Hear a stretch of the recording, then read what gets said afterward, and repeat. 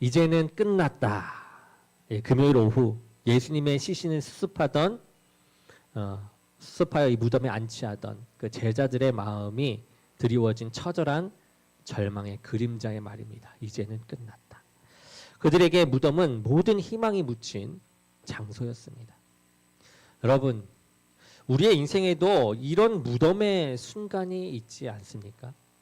꿈이 무너지고 관계가 깨지고 그리고 건강을 잃고 사랑하는 이를 떠나보낼 때 우리는 이런 순간들을 만나게 됩니다. 이제는 끝났다라는 생각이 밀려드는 그 순간들 말이죠. 하지만 오늘 이 부활절은 우리에게 놀라운 진리를 선포합니다. 무덤이 마지막이 아니라는 것. 하나님의 이야기에서 이 무덤은 끝이 아니라 새로운 시작의 장소였던 것이죠. 오늘 우리가 함께 살펴볼 이 요한복음 20장은 바로 이 놀라운 반전의 이야기입니다. 우리가 지난 21일간 요한복음 필사와 십독을 했죠. 그리고 한 주간 고난주간을 지내면서 예수님의 십자가 길을 따라왔습니다. 우리는 이 베다니에서의 마리아의 헌신을 보았고 예수님의 발 씻기심, 그리고 포도나무와 가지의 비유, 대제사장적 기도, 십자가의 고난, 그리고 어제 침묵의 토요일까지 함께 했습니다. 오늘은 이 모든 여정의 절정인 부활의 아침에 대해서 보게 됩니다. 요한복음 20장을 통해 우리는 이 빈 무덤을 발견한 막달라 마리아의 이 혼란함, 그리고 무덤으로 달려갔던 제자들의 놀라움, 그리고 부활하신 주님과의 감격적인 이 재회를 보게 될 것이에요. 이 부활의 아침에 일어난 사건들은 단순한 역사적 사실을 넘어서 우리 각자의 인생에 말씀하시는 하나님의 메시지입니다. 먼저 우리가 말씀을 함께 읽으면서 시작하도록 하겠습니다. 요한복음 20장 1절부터 2절, 본문 말씀 1절과 2절을 함께 읽어보겠습니다. 시작. 안식 후 첫날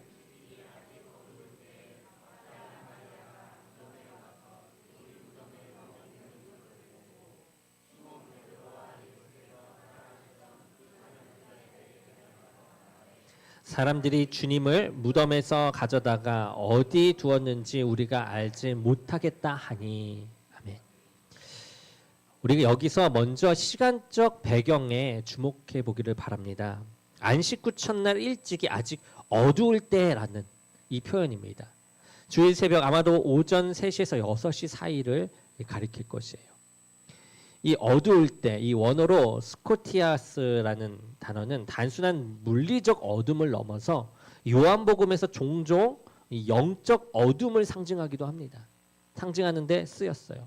이 막달라 마리아는 이 어둠 속에서 무덤을 찾아간 것입니다. 그럼 이 여인은 누구입니까? 이 막달라 마리아는 예수님이 7 귀신을 쫓아내어 주신 여인이었고요. 예수님의 십자가 곁을 지킨 여인 중에 한 명이었습니다. 공간복음에 따르면 마리아는 혼자가 아니라 다른 여인들과 함께 무덤을 찾았어요.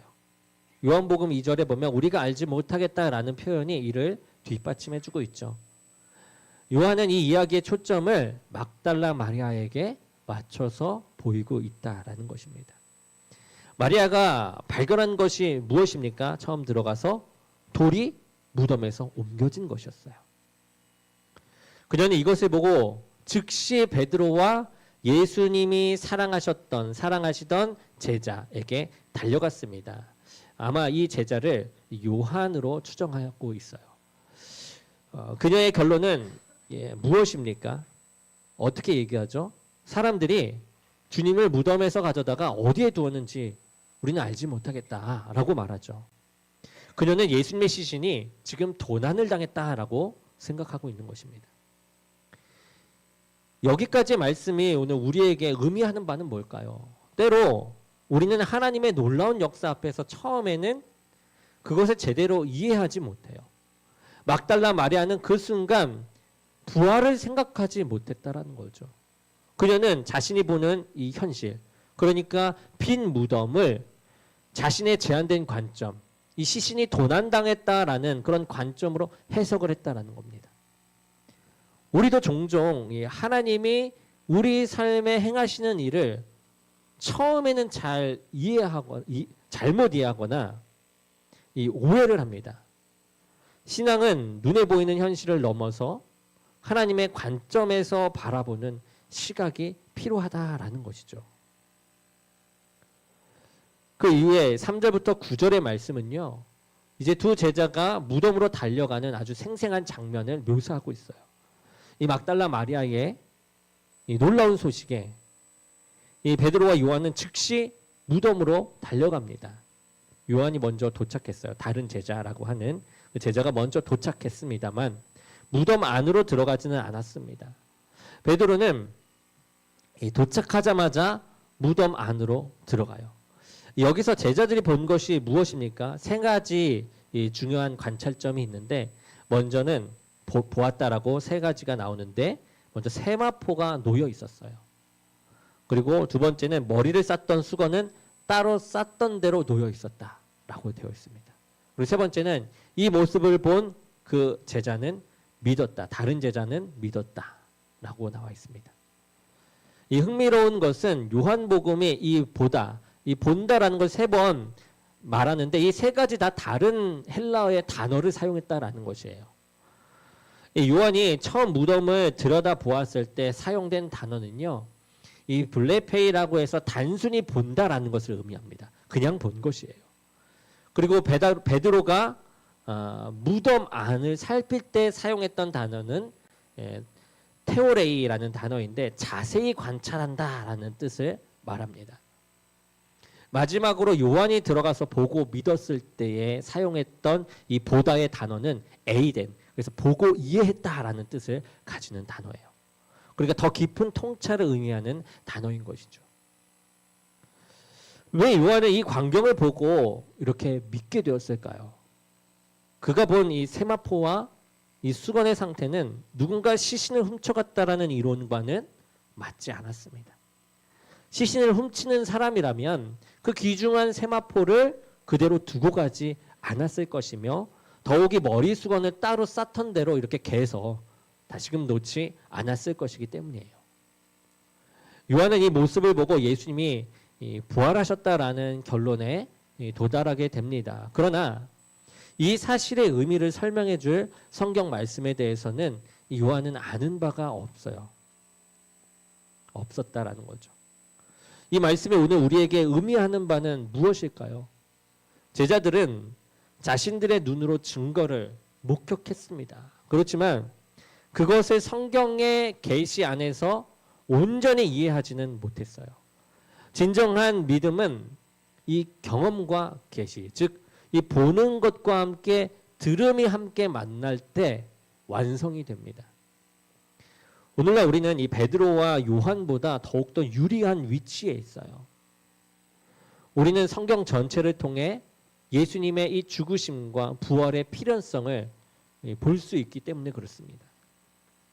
또한 믿음의 여정에는 다양한 단계가 있음을 이 성경의 인물을 통해서 보여주죠. 마리아는 어땠습니까? 마리아는 아직 의심 속에 있었어요. 베드로는 어땠습니까? 관찰했어요. 그렇지만 결론에 이르지 못합니다. 요한은요, 보고 믿게 되어요. 믿었습니다.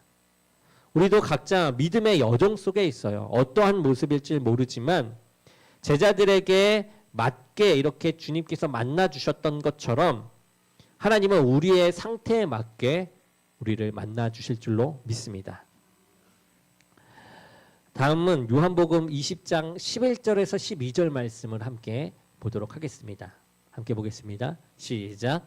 마리아는 무덤 밖에 서서 울고 있더니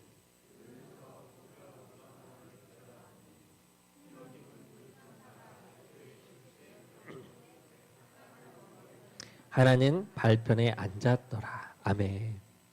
이 마리아는 베드로와 요한이 돌아간 후에도 무덤 밖에 남아 울고 있었습니다.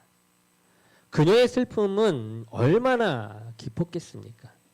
사랑하는 스승의 죽음에 대한 슬픔에 더해서 이제 그 시신마저도 사라졌다라는 그 생각 가운데 있으니 너무나도 슬펐던 것이죠. 그런데 이 마리아에게 놀라운 일이 일어납니다. 그녀가 무덤 안을 들여다보니까 두 천사가 앉아 있어요. 천사들은 그녀에게 여자여 어찌하여 우느냐라고 물었고 마리아는 여전히 예수님의 시신을 찾고 있다라고 대답을 합니다. 14절에 마리아는 뒤로 돌아 예수님을 보아요. 그렇지만 그분을 알아보지 못해요. 왜일까요? 슬픔의 눈물이 그녀의 시야를 가렸을 수도 있고 부활의 몸을 입으신 예수님의 모습이 달랐을 수도 있고 아니면 요한복음 21장에서처럼 하나님이 일시적으로 그녀의 눈을 가렸을 수도 있습니다. 어쨌건 마리아는 예수님을 처음에 알아보지 못해요. 예수님은 천사들과 같은 질문을 여자에게 합니다. 여자여 어찌하여 울며 누구를 찾느냐? 마리아는 여전히 그분을 알아보지 못하고 동산지기로 착각하여 시신을 어디에 두었는지 알려달라라고 간청을 하죠. 이때 바로 아주 극적인 전환점이 나오게 됩니다. 요한복음 20장 16절 말씀 함께 보겠습니다. 시작. 예수께서 마리아야 하시거늘 마리아가 돌이켜 히브리 말로 라보니 하니 이는 선생님이라 말이라. 아멘. 예수님이 그녀의 이름을 부르실 때 마리아가요 즉시 그분을 알아보았다라는 거예요. 이름을 부르실 때 알아봅니다. 이것은 요한복음 10장 3절에 그가 자기 양의 이름을 각각 불러 인도하여 내느니라 라는 말씀을 생각나게 하죠. 마리아는 그때 예수님을 알아보고 라보니라고 대답하면서 스승을 인정합니다. 이어서 예수님의 나를 붙들지 말라라는 말씀이 나오죠. 이것은 단순히 신체적 접촉을 금하는 것이 아니라 이 원어로 현재 진행형인데 계속해서 붙들고 있지를 말라라는 뜻입니다. 그 뜻에 더욱더 가까워요. 예수님은 마리아에게 새로운 사명을 주시겠다라는 거죠. 계속 붙들고 있는 게 아니라 이제 너가 움직여야 될 때다라는 겁니다. 그녀는 이제 슬픔에 머물지 않고요. 부활 소식을 전하는 사명을 감당해야 했다라는 것입니다. 또한 예수님께서 제자들을 내 형제들아라고 부르는 것에 우리가 조금 더 주목해 보기를 원합니다. 이것은 십자가와 부활을 통해 형성된 새로운 관계를 보여줘요. 그리고 내 아버지 곧 너희 아버지, 내 하나님 곧 너의 하나님이라는 그 표현은 예수님을 통해 우리가 하나님과 새로운 관계에 들어갔음을 이야기하고 있는 것입니다. 요한복음 20장 18절 말씀을 함께 보겠습니다. 18절 말씀입니다. 시작. 막달라 마리아가 가서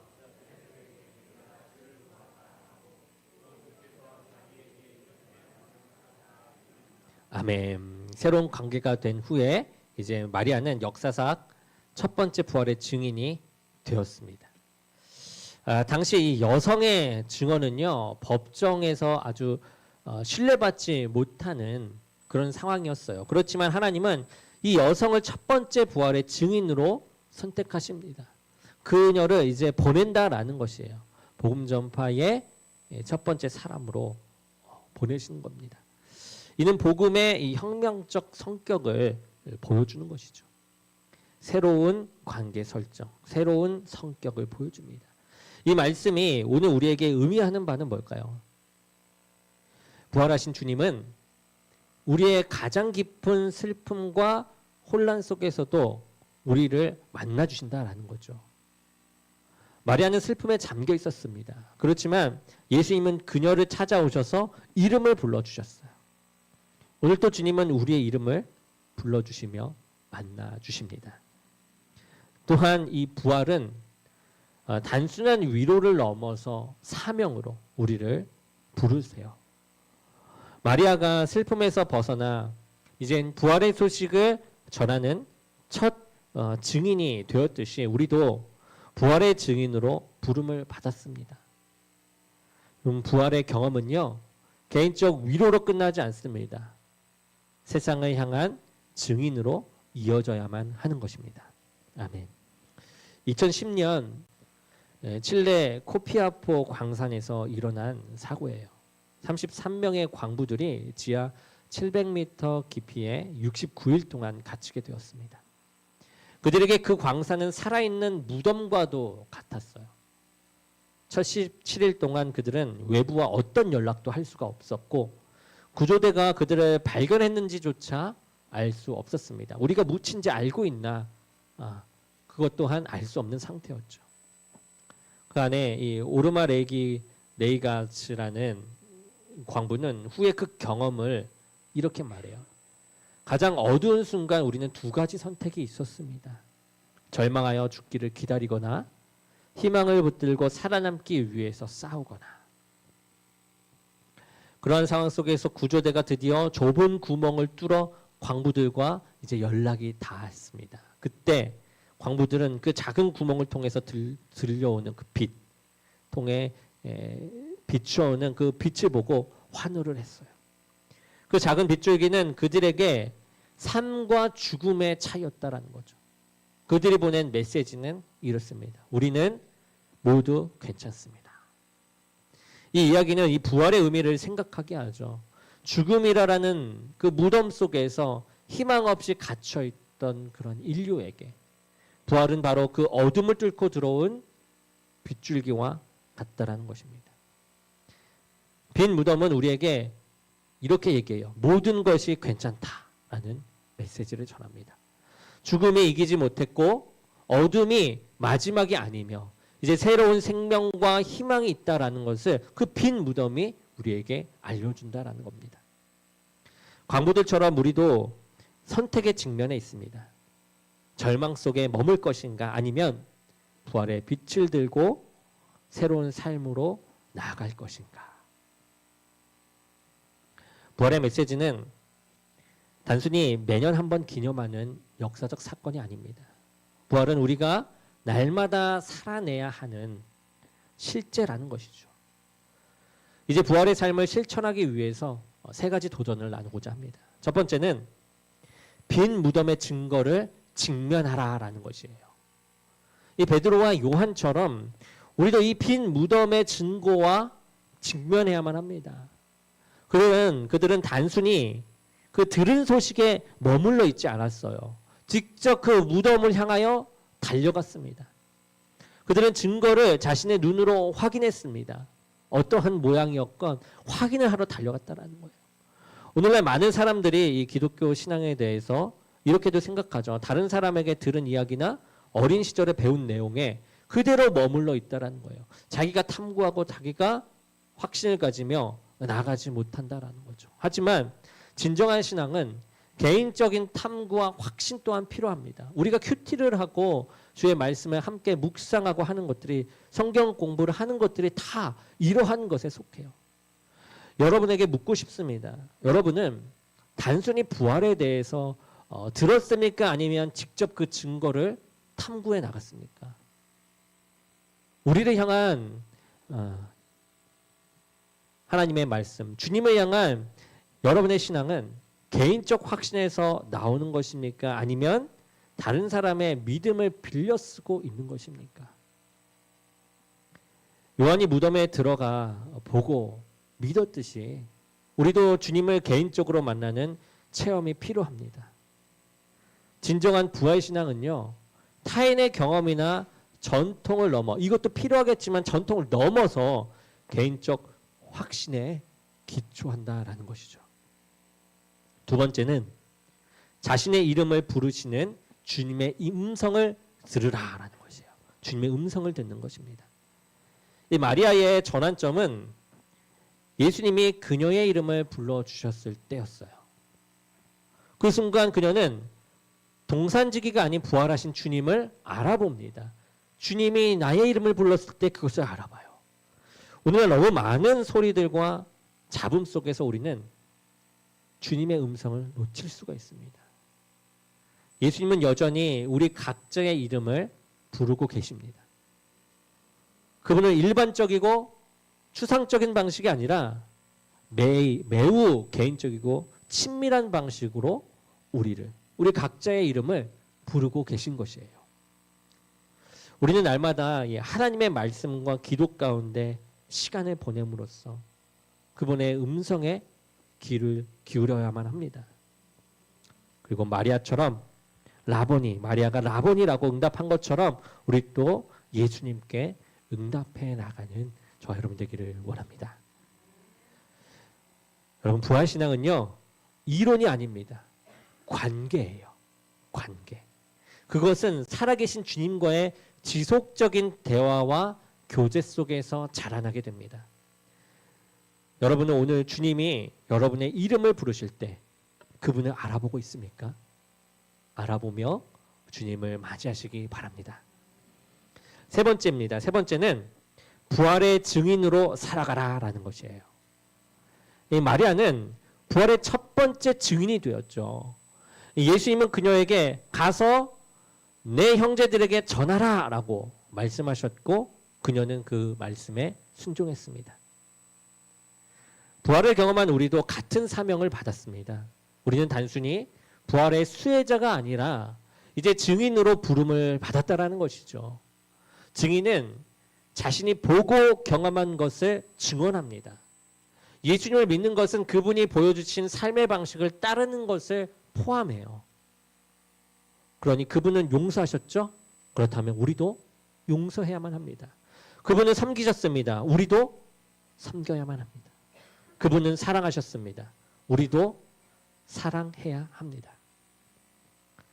부활의 증인은 말로만 증언하지 않고 삶으로 증언합니다. 우리의 변화된 삶이 가장 강력한 부활의 증거라는 것을 생각하며 나가기를 원합니다. 여러분, 일상은 부활의 능력을 드러내는 모습으로 나아갈 줄로 믿습니다. 사랑하는 성도 여러분, 오늘 우리가 함께 살펴본 이 요한복음 20장은 단순한 이 역사적 기록이 아닙니다. 이것은 우리의 실제 삶을 변화시키는 아주 살아있는 메시지라는 것이죠. 무덤은 비어있고 죽음은 패배했으며 예수님은 살아계십니다. 이것이 기독교 신앙의 핵심이다라는 거죠. 사도 바울은 이것을 따라 말합니다. 그리스도께서 다시 살아나신 일이 없었다면 우리의 전파하는 것도 헛것이고 또한 너희 믿음도 헛것이다 라고 얘기해요. 우리 개신교가 상징하는 이 십자가에 예수님께서 그리스도가 달려있지 않은 비어있는 십자가인 것을 보죠. 여러분, 이것은 단순한 전통이나 관습이 아닙니다. 우리가 믿는 예수님은 죽은 채로 십자가에 머물러 계신 분이 아니라 이제 죽음을 이기시고 부활하신 살아계신 주님이시다라는 거죠. 구원은 십자가에서 시작되었지만 부활로 완성이 되었습니다. 부활은 하나님이 십자가의 희생을 온전히 받으셨다는 하늘의 확증이다라는 것이에요. 무덤이 비어있지 않았다면 우리는 예수님의 희생이 하나님께 받아들여졌는지 확인할 수 없었을 것입니다. 그러나 빈 무덤은 하나님이 받았다라는 영수증으로 우리에게 다가옵니다. 오늘 부활의 아침을 우리가 보면서 우리는 무덤 앞에서 울던 마리아처럼 인생의 여러 상실과 아픔 앞에서 눈물을 흘릴 수가 있어요. 하지만 부활은 우리에게 말합니다. 어둠이 마지막이라고, 아픔이 영원하지 않다고, 죽음이 최종 승리자가 아니라고. 고린도전서 15장에서 바울은 부활의 몸에 대해서 이렇게 말합니다. 썩을 것으로 심고 썩지 아니할 것으로 다시 살며 욕된 것으로 심고 영광스러운 것으로 다시 살며 약한 것으로 심고 강한 것으로 다시 살며 육의 몸으로 심고 신령한 몸으로 다시 사나니. 부활하신 주님의 몸은 지금 우리가 가진 몸과는 질적으로 다른 영화롭고 신령한 몸이었어요. 그분은 잠긴 문을 통과하셨고 제자들이 알아보지 못할 때도 있었으며 순간적으로 사라지기도 하셨습니다. 이것은 우리에게 위로와 소망을 주는데요. 그것은 우리에게 최상의 날은 아직 오지 않았다라는 것이에요. 우리의 몸이 노쇠하고 질병과 싸우고 쇠약해져 가더라도 그리스도 안에 있는 우리의 미래는 빛나고 영광스럽습니다. 부활은 우리의 최종 목적지가 무덤이 아니라 변화된 새 생명임을 보여주고 있어요. 아멘.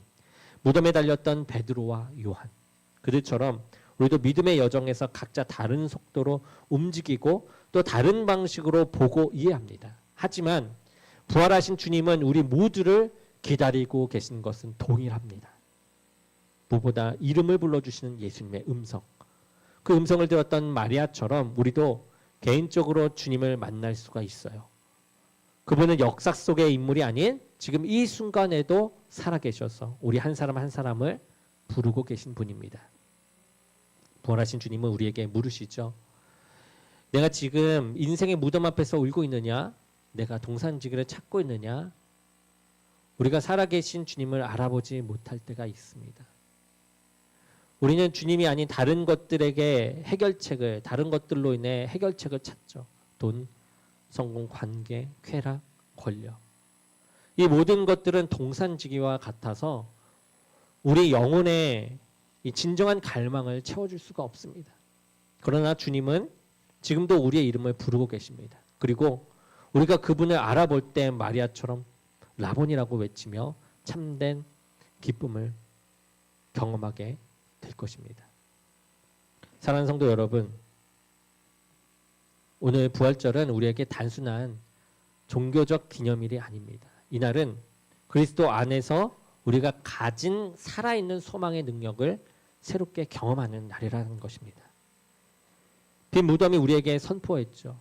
실패의 끝이 승리의 시작이 될 수 있음을, 죽음이 생명의 문이 될 수 있음을, 그리고 가장 깊은 어둠 속에서도 하나님의 사랑이 승리한다는 사실을 우리에게 선포합니다. 이제 부활의 증인으로 살아가십시오. 마리아처럼 기쁨으로 달려가 내가 주를 보았다라고 선포하십시오. 여러분의 삶의 모든 영역에서 부활하신 주님이 다스리게 하시기 바랍니다. 아멘. 그분은 살아계시죠. 그분은 여러분의 이름을 부르고 계십니다. 그분은 모든 무덤의 돌을 굴려내실 수가 있는 그러한 분입니다. 그분을 내 안에 품고 나가는 저와 여러분이 되기를 주님의 이름으로 간절히 축원합니다.